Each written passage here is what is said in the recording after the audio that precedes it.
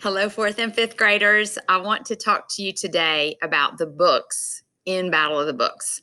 Now, most of you have started reading them, but I want to get you excited about them. And I know that nobody's read all of them yet. So I thought I would just share a little bit about each book, get you excited about it, and maybe give you an idea of a book you want to grab from the shelves this week to check out. So as you know, there are 10 battle books. Today, I'm going to talk to you about 5 of them. Next week, I'll talk about the other 5 so that I will have talked to you about all 10 books. Remember, battles are in February, so now is the time to read. All right, the first one I want to talk to you about today is this book right here, Amel Unbound. This was one of my favorites. It was a really good book. I think boys and girls, y'all are both going to love this one. So this takes place in Pakistan. Amel holds on to her dream of being a teacher, even after becoming an indentured servant to pay off her family's debt to a wealthy and corrupt Khan family.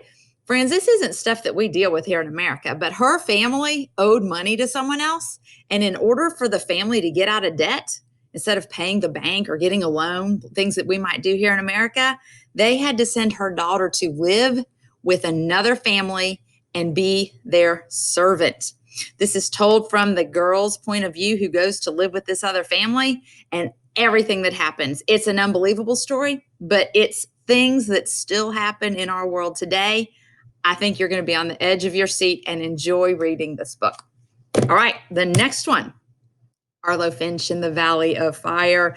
Now, you guys know that this is a series of 3 books. You also know that I really like Harry Potter books. This is the first book series of fantasies that captivated me like Harry Potter did. I really enjoyed it. I think you will too. And I have books 2 and 3 in our library. So after you read the first one, if you loved it, you want to keep reading on in the series, we've got you covered.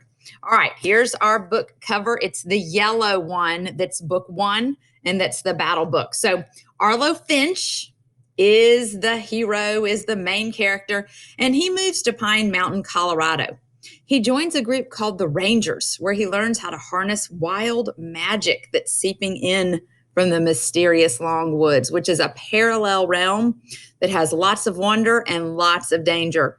He goes on some serious adventures in this fantasy story that, again, I think you're really going to enjoy.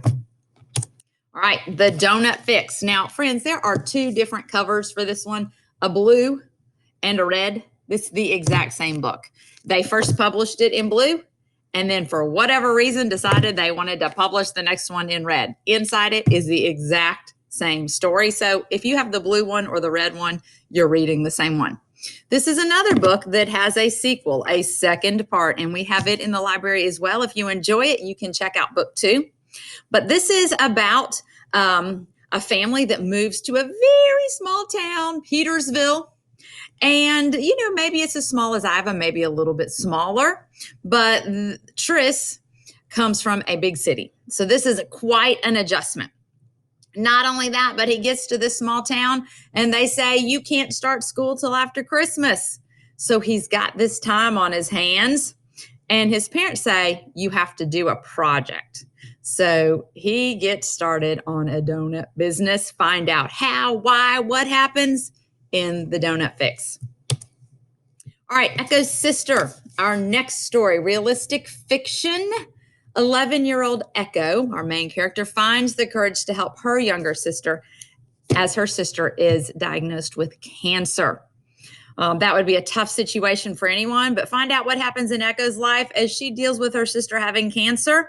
But in the process, she finds the love and support of an entire community, a sweet story that I really think that you will also enjoy. Finally, the last book I want to talk to you about today, Finding Langston. Now, you might have heard of the poet Langston Hughes. This boy finds out that he is named after Langston Hughes. But discovering a book of Langston Hughes poetry in the library helps Langston, our main character, cope with the loss of his mother. Because his mother had died, he moved from Alabama to Chicago as part of the Great Migration. This is back during the Great Migration, before the Civil Rights Movement, where things were very, very difficult. So this, again, is a story that will resonate with some to see what it was like in history, historical fiction.